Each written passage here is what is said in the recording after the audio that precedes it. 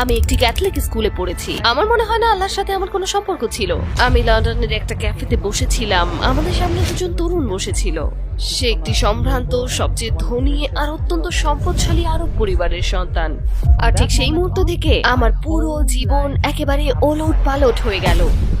কখনো private jet, private প্লেনে ভ্রমণ করতাম। আমি কনকর্ডে ভ্রমণ করেছি। আমাদের ছিল ড্রাইভার, গৃহকর্মী, শেফ, মানে আপনি যেটা কল্পনা করতে পারেন সব। আর সত্যি বলতে সেই কথোপকথনগুলো আমার চিন্তা ভাবনার ধরন পুরোপুরি বদলে দিয়েছিল। তাই আমি ইসলাম সম্পর্কে বই কিনতে শুরু করলাম। আর যত পড়তাম, মানে বিষয়গুলো আমাকে অভিভূত করে দিত। সবকিছু একসাথে মিলিয়ে দেখলে আমার কাছে পুরোপুরি অর্থবহ লাগতো। আর তখন মক্কার নামাজের সরাসরি সম্প্রচার হচ্ছিল। শাইখ সুদাইস কোরআন তেলাওয়াত করছিলেন, আর সেটা হঠাৎ আমাকে গভীরভাবে নাড়া দিল। আর আমি কাঁদতে শুরু করলাম, কাঁদতেই থাকলাম। তাই আমি তার কাছে গিয়ে বললাম, আমরা এখানে যা করছি তা হারাম। হয় আমরা বিয়ে করব, নয়তো আমাকে চলে যেতে হবে।